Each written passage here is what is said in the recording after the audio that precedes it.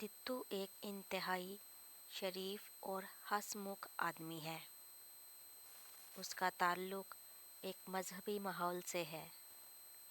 ہمیشہ اس کا چہرہ مسکراہٹیں بکھیرتا ہے، مگر آج جب وہ آیا تو اس کی آنکھوں میں سیلاب تھا جو رکنے کا نام نہیں لے رہا تھا۔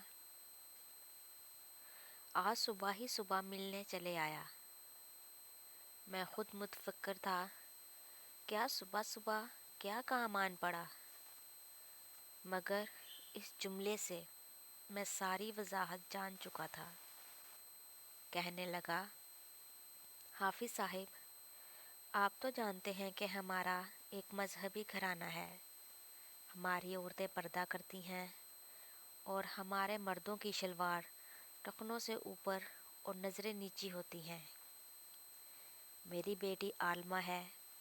اسی ماحول کے پیش نظر میں نے اپنی بیٹی کے لیے ایک دینی گھرانہ تلاش کیا، جہاں سے ہمیں مذہبی طفل تسلیاں دی گئی۔ پوری فیملی نے دینی لبادہ اوڑھا ہوا تھا۔ جی، ہم آپ کی بیٹی کو دینی درسگاہ بنا کر دیں گے، ہمیں تو جہیز کی بھی کوئی ضرورت نہیں، ہم آپ پر بالکل بوجھ نہیں بنیں گے، وغیرہ وغیرہ۔ ہم اس لبادے کے پیچھے شیطان کو نہ جھانک سکے۔ ہم ان کے اس چکمے میں آ چکے تھے۔ دینی لبادہ حافظ بھائی ہوتا ہی ایسا ہے۔ خیر، وہاں ہم نے اس کی شادی کر دی۔ شادی کے موقع پر کیا بدمزگی ہوئی، یہ ایک الگ قصہ ہے۔ اس نام نہاد دینی خاندان نے ہمیں کتنا ذلیل کیا، یہ ایک الگ موضوع ہے۔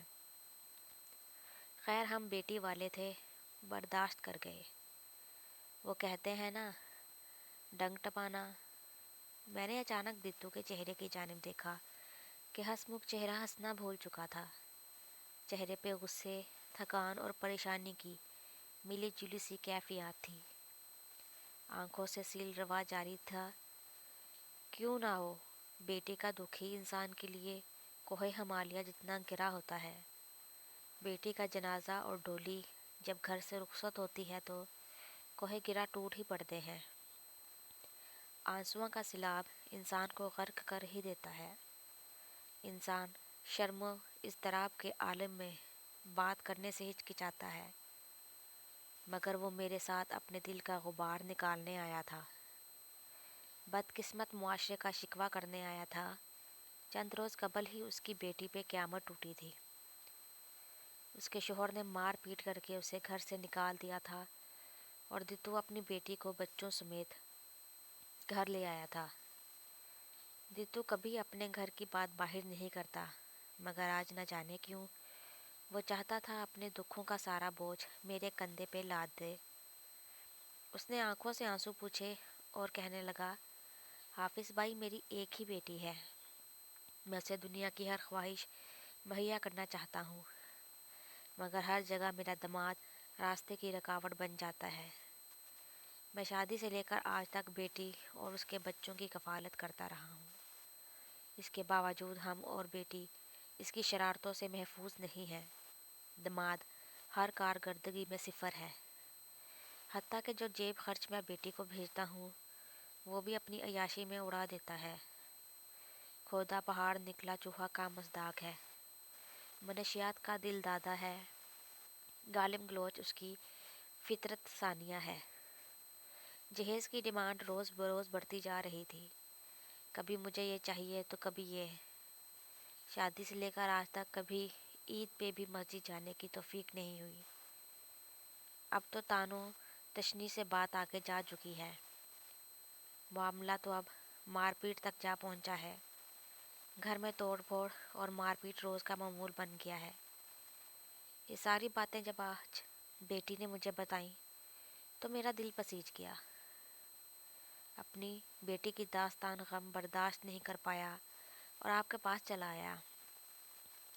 جب میں ان سب باتوں سے تنگ آ کر اپنے سمدھی کے پاس پہنچا اور اسے توجہ دینے کی درخواست کی تو پہلے تو اس نے اپنی بیٹی کی غلطیاں تسلیم کرنے سے انکار کر دیا، مگر جب گالیوں کی ریکارڈنگ سنائی تو اس نے یہ کہہ کر معذرت کر لی کہ میرا بیٹا نافرمان ہے، میرا اس کے آگے بس نہیں چلتا۔ بندہ اسے پوچھے کہ شادی سے پہلے تیرا کتنا بس چلتا تھا؟ آج میری بیٹی کی زندگی خراب ہو چکی ہے تو یہاں آ کر یہ ہے بے بس ہو چکا ہے کیا؟ پھر کہنے لگا، حافظ صاحب، یہ صرف میری بیٹی کے ساتھ نہیں ہو رہا، یہ ہمارے بیمار معاشرے کے ہر دوسرے گھر کی کہانی ہے کہ یہ لوگ دوسروں کی بیٹیوں کو کھلونا سمجھتے ہیں۔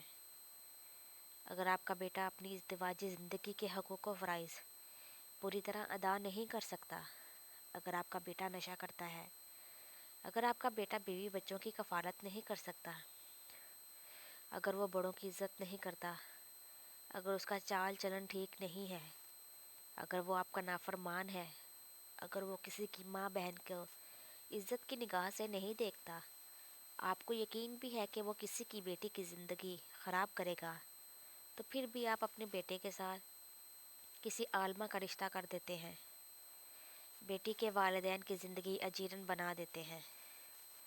اس کا ذمہ دار کون ہے؟ حافظ یار، میں کس کے آگے رہوں؟ حال دل کس کو سناؤں؟ کس سے انصاف مانگوں؟ کون سی زنجیر ہلاؤں؟ آپ کے پاس تو بس میں اپنا بوجھ ہلکا کرنے آیا ہوں۔ مجھے پتہ ہے مدد تو آپ بھی نہیں کر سکتے، مگر میرا دکھ تو بانٹ ہی سکتے ہیں نا۔ بات پتہ ہے کیا ہے؟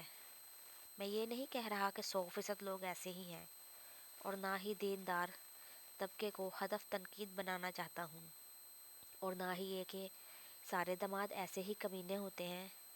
مقصد صرف اور صرف ایک بیمار معاشرے کی توجہ اس مسئلے کی جانب مبذول کرانا ہے، ایک مخصوص طبقہ کی آواز بننا ہے جو آئے دن اس ظلم کی بھینٹ چڑھتا ہے۔